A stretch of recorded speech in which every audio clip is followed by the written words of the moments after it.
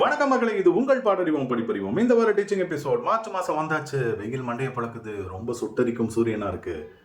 எல்லாரும் என்ன பண்ணுவாங்கன்னா, அந்த வெப்பத்தை குறைக்கிறது தர்பூசணி சாப்பிடுவாங்க, எலுமிச்சம்பழம் ஜூஸ் குடிப்பாங்க, மோர் குடிப்பாங்க. ஆனா பாடறிவோம் படிப்பறிவோம்ல என்ன பண்ண போறோம்? கோடை காலத்திற்கு ஜில்லுன்னு ஒரு பாட்டை கொடுக்க போறோம். அவ்வளவுதான். சில்லுன்னு ஒரு காதல் 2006ஆம் ஆண்டு வெளிவந்த சூர்யா ஜோதிகாவின் ஒரு சூப்பர் டூப்பர் ரொமான்டிக் லவ் இந்த படத்திலேருந்து அற்புதமான ஒரு பாடல் தான் பார்க்க போறோம். ஏஆர் ரஹ்மான் அவர்களது ஒரு என்ன சொல்றது ரஹ்மான் சாரை பத்தி, அதுவும் இந்த பாடல்ல அப்படியே செதுக்கி கொடுத்திருந்தார். அவருடைய அந்த மெலடி அப்படின்னா ஆஹா அப்படின்னு சொல்ல வைத்தது. அன்றும் இந்த பாடல் மிகப்பெரிய ஃபேமஸ். இன்னைக்கும் கேட்டுட்டு இருக்கோம், எப்பொழுதும் கேட்கலாம். அதுதான் அந்த மெலடியின் ஒரு தாத்பரியம் அப்படின்னே சொல்லலாம். நரேஷ் ஐயர் மற்றும் ஸ்ரேயா கோஷலின் அற்புதமான குரல்கள். முன்பே வா என் அன்பே வா அப்படிங்கிற ஒரு சூப்பர் பாட்டு தான் பார்க்க போறோம். சூர்யா, ஜோதிகா, பூமிகா இவர்கள் எல்லாம் நடித்த ஒரு சூப்பர் டூப்பர் ஹிட் திரைப்படம். சரி, படத்தை பத்தி பேசிட்டு பாடலை பத்தி வரலாம். 2006ஆம் ஆண்டு இந்த திரைப்படம் வெளியில வந்தது. முதல்ல ஜில்லென்று ஒரு காதல் அப்படின்னு வச்சாங்க. அப்புறம் ஜில்லுன்னு ஒரு காதல் அப்படின்னு பேர் வச்சாங்க. அப்புறம் ரெண்டுமே சரியில்லைன்னு சில்லுன்னு ஒரு காதல் அப்படின்னு போட்டு சி அப்படி வச்சாங்க பாட்டு. படத்தின் பெயருக்கு ஏற்ற மாதிரி நிச்சயமா அப்படியே ஜில்லுன்னு தான் இருந்தது. ஒரு அழகான ஒரு லவ் ஸ்டோரி, ஒரு ரொமான்டிக் லவ் ஸ்டோரி அப்படின்னு சொல்லலாம்.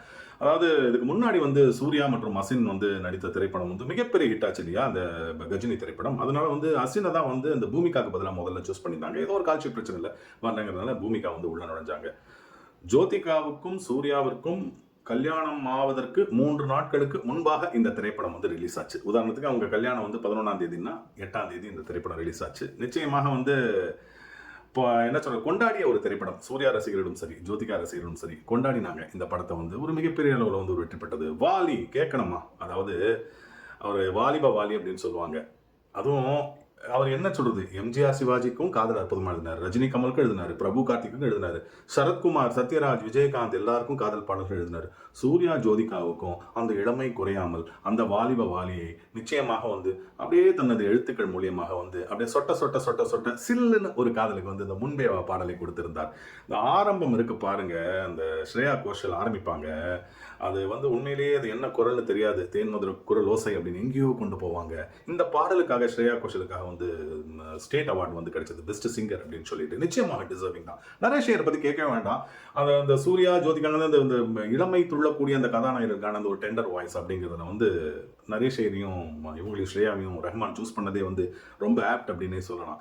வாலி கொஞ்சம் கூட கொச்சை இல்லாமல் எழுதியிருந்தார் இந்த பாடல் அப்படின்னே சொல்லணும். அதுவும் பூமிகா, சூர்யா, ஜோதிகா எல்லாரும் போட்டி போட்டு தான் நடிச்சிருந்தாங்க. அது கொஞ்சம் சீரியஸ் எலிமெண்ட்ஸ் இருக்கும். பட் இன்ஃபேக்ட் சூர்யாவிற்கு ஏத்த டெய்லர் மேட் ரோல், ஜோதிகாவுக்கு ஏத்த டெய்லர் மேட் ரோல், பூமிகாவுக்கு ஏத்த அந்த ஒரு அழகான கேரக்டர் அப்படின்னு சொல்லிட்டு கிருஷ்ணா அப்படிங்கிறவர் தான் அந்த திரைப்படத்தின் இயக்குனர்.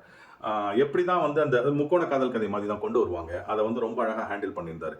இதுல பாடல்கள்ல இந்த பாட்டு ரொம்ப ஃபேமஸ் ஆச்சு. இந்த படத்துல இன்னும் 2-3 பாடல்கள் இருந்தாலும் கூட இந்த பாடல் என்ன சொல்றது, அதான் இந்த மெலடி என்னைக்குமே நிற்கும் அப்படின்னு சொல்லுவோம் இல்லைங்களா. நாங்கெல்லாம் அந்த காலத்து பஸ்ஸில் எல்லாம் போறப்போ, இப்போ மதுரை டு சிவகங்கை எல்லாம் பஸ்ல போறப்போ இந்த பாடல்லாம் பஸ்ல போடுவாங்க. ஆஹா அப்படின்னு சொல்லிட்டு அப்படியே கேட்டுட்டு இதமா தூங்கலாம். அந்த மாதிரி ஒரு அழகான பாடல் தான் கொடுத்திருந்தார் வாலி, ரஹ்மான், சூர்யா, ஜோதிகா, பூமிகா இவங்க எல்லாரும் சேர்ந்த ஒரு டீம் ஒர்க் அப்படின்னு சொல்லணும் இந்த பாடலை பொறுத்த வரைக்கும்.